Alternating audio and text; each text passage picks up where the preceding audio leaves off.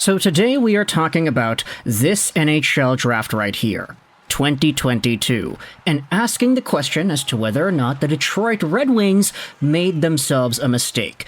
Now, I'm going to be honest, the reason I'm talking about this is because of a tweet that I saw earlier on my timeline, but we'll get into that as this video goes on. What exactly are we referring to, though? Well, in 2022, the Detroit Red Wings had themselves the 8th overall pick, and they used it to select a guy that a lot of Wings fans had to, I don't want to say like open up to, but a guy that was considerably ranked a little lower compared to the 8th overall spot. Marco Kasper is the inevitable Detroit Red Wings selection in this year's draft. By the way, Elite Prospects changed their website. It's really cool and flashy. I mean, it doesn't really fit on the screen in the same way that it did before. Maybe if we zoom out, it kind of fits a tad better. Okay, that works a tad more. Yeah, okay, we got all the numbers and stuff on the side here, but it's bold now. That looks pretty cool.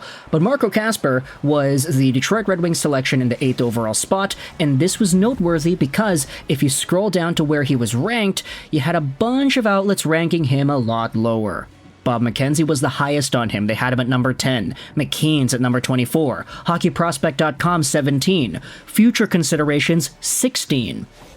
So, when Stevie Y announced Marco Kasper's name, it was met by some people, myself included, with a little bit of doubt. Okay, where exactly are the Wings going here? What are they deciding to cook with this draft selection? But honestly, this was a pick that if you wanted to take a look at what made Kasper a special player, it would make sense if a team really liked him to the point of taking him somewhere in the top 10 like the Wings did. He's a 20-year-old, they have it switched around now. I almost said 186 inches. No. He's a 6'1", 192-pound center, left-handed guy, and he is already signed to his ELC with the Red Wings. In his draft-eligible year, in 2021-2022, he played himself 46 games in the regular BK's SHL team, and he had 11 points. Now, the point production, of course, does not stand out too much, but that's okay. He's a 17, 18-year-old guy playing in the top pro men's league in Sweden. He also was half a point a game for Regula in the playoffs. What made Kasper such a valued pick was his two-way stability, his hockey sense, and his overall no-nonsense approach to the game. This was a guy who, if you tasked him with just doing the right thing, being in the right areas, making the right reads, and winning faceoffs, Kasper could do that. And, especially against men, there was a reason why Stevie Y saw this profile and wanted to take him in the top 10. Now, the reason we're making this video is because if you go over to the 2022 draft, there was a guy taken a little bit after Marco Kasper. In fact, he wasn't taken immediately after. He was taken quite a few picks after, at the 13th overall spot in Frank Nazar by the Chicago Blackhawks. That was seen by a lot of people as a potential steal. This is because Frank Nazar was a guy who, if you take a look at his draft rankings, he was ranked to go as high by some as 7th overall. Others had him as low as number 25. Others had him in the mid-tier 12, 15-ish range, depending on who you asked. But the fact that Frank Nazar went in the 13th overall spot to Chicago was seen by a lot of people as a fairly good steal. Now, where exactly do Kasper and Nazar align? Well, we had ourselves Frank Nazar scoring himself his very first NHL goal on April 14th, so 10 days ago now. It was on a breakaway, he came in, he shot it, it was cool. He had the celly as well. Frank Nazar was a very good point producer for the Michigan Wolverines, getting a point-per-game season this recent year.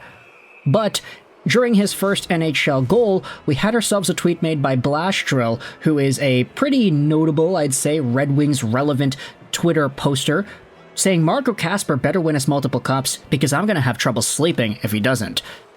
And the replies, 200 likes, 50,000 views, a lot of Red Wings fans in the comment section here talking about Nazar and Kasper. He scored on a breakaway. Kasper is going to run circles around this kid and the Blackhawks. Don't need another Berggren on the roster. Kasper should fit the needs we have much better. Nazar plays defense. Nazar was a better pick. So this is an idea that I kind of wanted to talk about here on the channel. Whether or not Marco Kasper or Frank Nazar was the better pick for Detroit at the 8th overall spot. Now, if you wanted to just go by consensus, comparing the two guys, Nazar was the player that a lot of people thought could have been taken a little higher than Kasper, especially heading into the draft itself, because throughout the year I remember Nazar really rising up the draft boards because his play with the NTDP was just very astounding. He had 70 points, 56 games played, and this was a guy who we labeled in the Why I Want series as a potential buzzsaw. In fact, if we go over to the Why I Want Season 5, I'm pretty sure it was, and we go over to Nazar. Where is he? Nazar, yeah.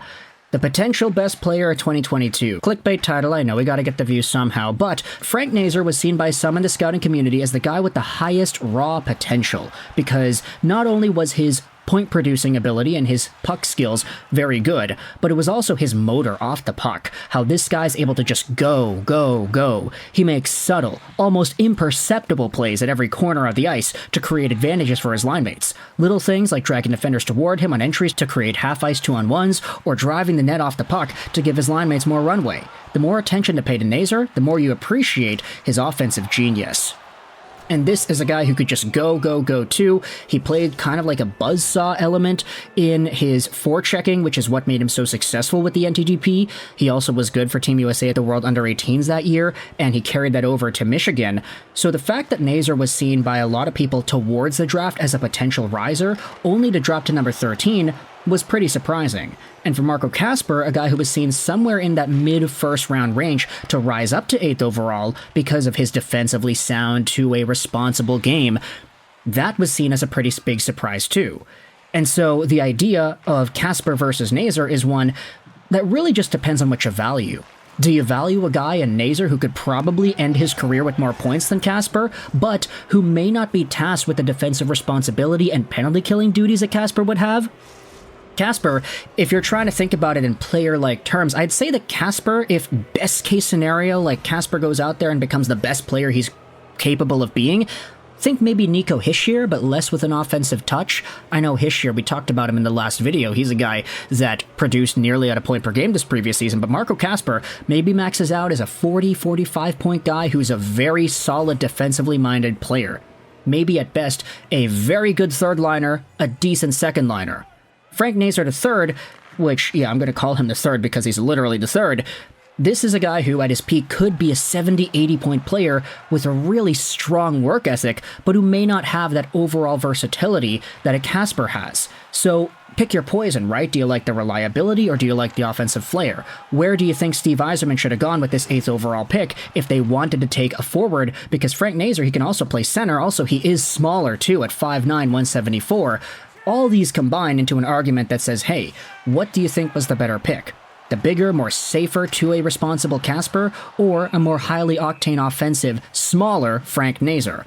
You know, I just realized we went this entire video without talking about what these guys did this season. There is a good affinity for Kasper in the Red Wings fanbase, and I definitely don't want to discourage that. But he did have himself 35 points in 71 Grand Rapids Griffins games. Is this more or less impressive than what Frank Nazar did, which was be a point-per-game guy as a sophomore with the University of Michigan Wolverines?